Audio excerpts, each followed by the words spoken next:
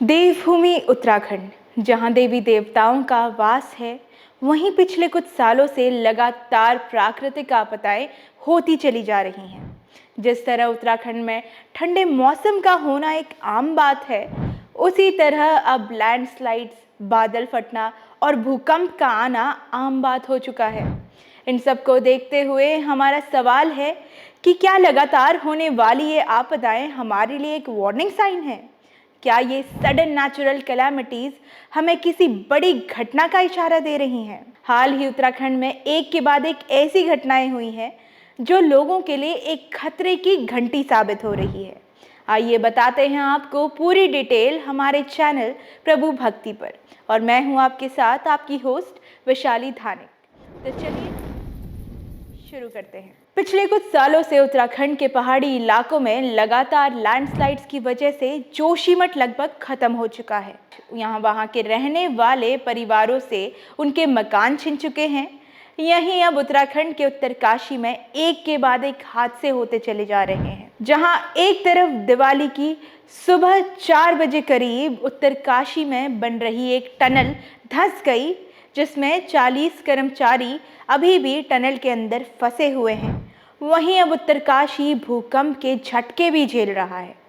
इसी महीने 3 नवंबर को उत्तराखंड में भूकंप आया था और अब सिर्फ 2 हफ्ते में एक और भूकंप का झटका उत्तराखंड के उत्तरकाशी में महसूस हुआ है।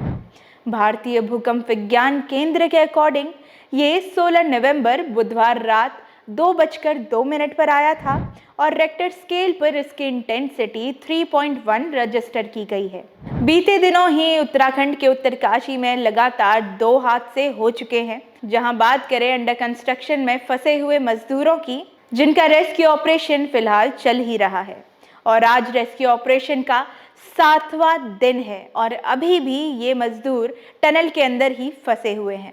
एनडीआरएफ, एसडीआरएफ समेत तमाम टीम मलबा हटाने में जुटी हुई है और इस चट्टान की मिट्टी कमज़ोर है, जिसकी वजह से मलबा हटाते समय लगातार ऊपर से मलबा गिर रहा है, जिसके चलते रेस्क्यू ऑपरेशन में दिक्कतें आ रही हैं। हालांकि टनल में फंसे हुए मजदूर सुरक्षित हैं और वॉकी टॉकी के जरिए उनसे संपर्क बना हुआ है और एक 4 इंच के पाइप के जरिए उन्हें ऑक्सीजन सप्लाई, खाना सप्लाई और ज़रूरी दवाइयाँ भी पहुँचाई जा रही हैं। आज इस रेस्क्यू ऑपरेशन को 7 दिन हो चुके हैं और अभी तक मजदूर अंदर ही हैं, और जितना संपर्क अंदर के मजदूरों से हो पा रहा है, उनके अकॉर्डिंग अंदर फंसे मजदूर फिलहाल सुरक्षित हैं। वह 1-2 किलोमीटर लंबे टनल के एरिया में फंसे हुए हैं, जहां लाइट भी मौजूद है, लेकिन परसों रात के भूकंप से मलबा और इकट्ठा हो चुका है, जिसको हटाने के लिए लगातार ड्रिलिंग मशीन्स का इस्तेमाल किया जा रहा था।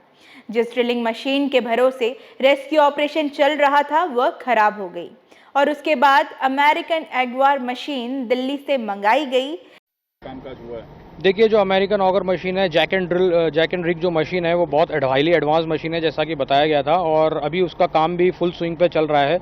और अब तक की जो लेटेस्ट अपडेट है वो ये है कि 4 पाइप्स जो हैं वो इंसर्ट किए जा चुके हैं और 5th की वेल्डिंग चालू है। तो इसी से हम कह सकते हैं कि ऑगर मशीन जो है अच्छे से काम कर रही है, सक्सेसफुली काम कर रही है। और अगर रुकावटें नहीं आती बीच में इसमें डेब्री में, तो हम इसको जल्दी से जल्दी टनल बना के उनको सबको रेस्क्यू कर लेंगे। उम्मीद थी कि ये मशीन इस रेस्क्यू मिशन में कामयाब हो जाएगी, क्योंकि दावा किया गया था कि ये मशीन काफ़ी हाईली एडवांस है, लेकिन रेस्क्यू के बीच में ही इस मशीन ने भी काम करना बंद कर दिया। ये मशीन भी खराब हो चुकी है। फिलहाल अभी रेस्क्यू ऑपरेशन को रोक दिया गया है, क्योंकि जैसे जैसे मशीन ड्रिल कर रही है, वैसे वैसे वाइब्रेशंस की वजह से मलबा और गिरता जा रहा है।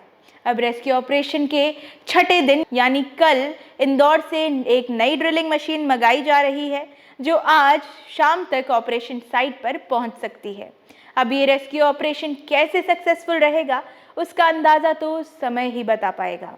जहां तक लगातार भूकंप के झटके की बात है, तो उत्तरकाशी के आसपास के क्षेत्र में भूकंप के तेज झटके से धरती कांप गई और इसके बाद आसपास के लोग घरों से बाहर निकल गए। तिलक्यारा क्षेत्र में भी भूकंप के झटके महसूस किए गए, जहां ये टनल मौजूद है। भूकंप वैज्ञानिकों की माने तो उत्तराखंड भूकंप के लिहाज से बेहद संवेदनशील है और उत्तराखंड का ज़्यादातर इलाका भूकंप के जोन 4 एंड जोन 5 में है, इसलिए बार बार भूकंप की घटनाएं देखने को मिल रही हैं।